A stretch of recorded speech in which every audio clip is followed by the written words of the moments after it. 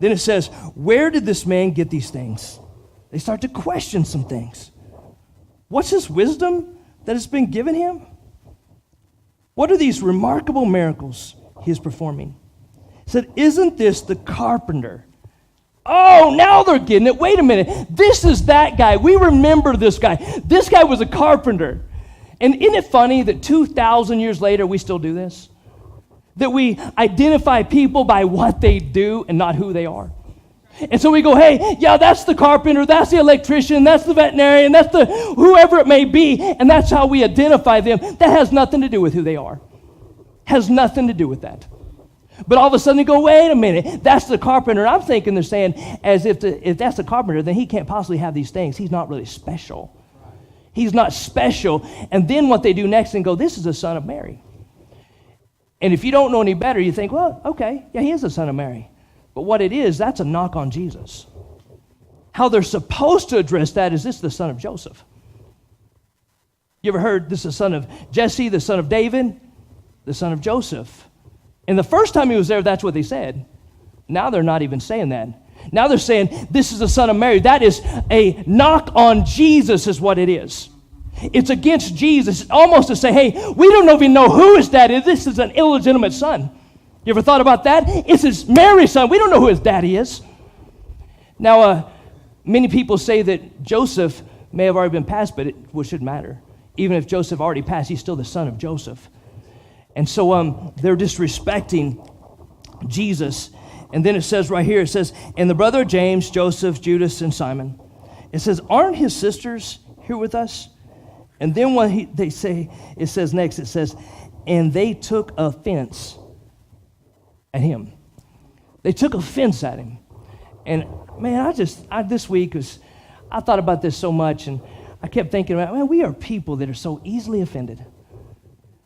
So easily offended. I put this on Facebook like 2 or 3 years ago, and it was a phrase that I heard, and it says, as a seasoned believer, I have no right to live as one that's been offended.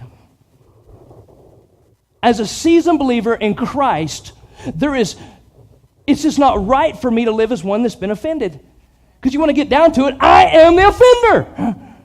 I did the ultimate offense. And there was a price paid for me on a cross where his blood was shed so I didn't have to be defined by me. And yet we get offended by so many little things, and we're the offender anyway. Isn't that right? I mean, whenever the little thing happens, man, I get offended. Don't get offended, church. Being offended is the work of the enemy.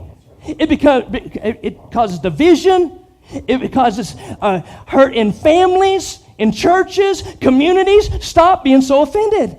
4 or 5 years ago, I went over to my parents' house to pick up my kids. And my dad said, hey, let's go outside and let's look at one of my trees.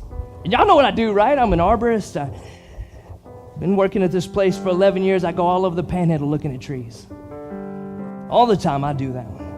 And so I get out there to look at this tree, and my dad said, well, today when I was calling Coulter Gardens and asking what was wrong with my tree, this is what they told me. And I was like, oh, you called Coulter Gardens? Why in the world would you call Coulter Gardens? There's nothing against Coulter Gardens. But in case you didn't know, this is what I do.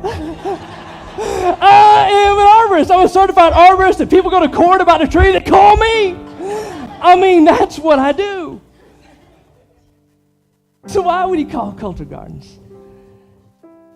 He's probably thinking, man, I remember that boy. I changed his diapers. He used to pick his nose. All the things guys used to do probably popped through his head. He could not possibly see me as an expert. Are you tracking with that? He was overly familiar with who I was. He couldn't see who I was now. He couldn't see it. You see, that's what happens when we're so familiar with something. We miss it. You know, I was thinking the other day how this works with me is if I'm going on a little road trip to go look at a tree, because that's what I do. I don't know if I told y'all that. But if I'm going on a road trip to go look at a tree and I'm going 2 hours away and I've been this place a ton of times, I almost don't even remember anything. I just kind of daze out. That's scary, but I will. Because I'm familiar with it. And I get to the point, it's like, man, I know this journey.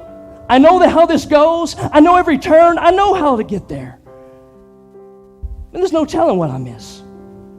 There's no telling what I miss on the way. You see, church, that's what's scary sometimes. Because that can happen with us when it comes to the gospel. You can go, hey, the music's about to play. I know what's about to happen. I know what happens next. Well, I've heard this story. This doesn't really apply to my life. It's never worked for me that way. And we miss the blessing that he's wanted to pour on us because we're overly familiar that we don't receive it. It can't possibly be different than it was. And so Jesus couldn't be even accepted in his own hometown. The Son of God couldn't be accepted there. He says, if you believe, then all things are possible. And you know what the man said after that? He goes, man, I believe. And then he goes, but help me with my unbelief. I believe over here, but then I have this part of me that just doesn't believe. And if we're just really real, we all have a part of that. We're like, man, I believe in the cross. I believe that God's good. I believe that he loves me. I believe that he saved me. I believe in all these things. But there's this part over here going, man, I just have a little unbelief over here. And my prayer this week has been, God, heal me of unbelief. Show me where that is. Show me where it is. I know that you're bigger than the situation. I know you're able to heal that thing. I know you're able to work a miracle. Let me believe like you want me to believe. Heal me of unbelief. And at some point we got to at least acknowledge it. I don't always believe the way I want to believe. I have some of that in me. And my prayers will let it go. And we'll allow ourselves to believe in all areas. And we may not get there, but we can get close. This isn't supposed to be part of my sermon, but I'm going to tell you this. When I was praying about this last night, I was praying about where some of my unbelief is, if I'm just real. Probably the biggest area of unbelief I have in my life is with a buddy of mine that doesn't know Jesus. And I meet with him every week. And always people come up and go, hey man, has he accepted Jesus yet? And I'm like, no, not yet. Sometimes they'll go, man, how do you do that? How do you keep going to meeting this guy at 6 a.m. every week? Man, because I love him. And I want to truly believe that God's going to do something amazing there. I don't want to not believe. But sometimes it's hard if you're real. It's hard. I pray that God will take that unbelief out of my heart. And I'll believe that he's going to move even in that.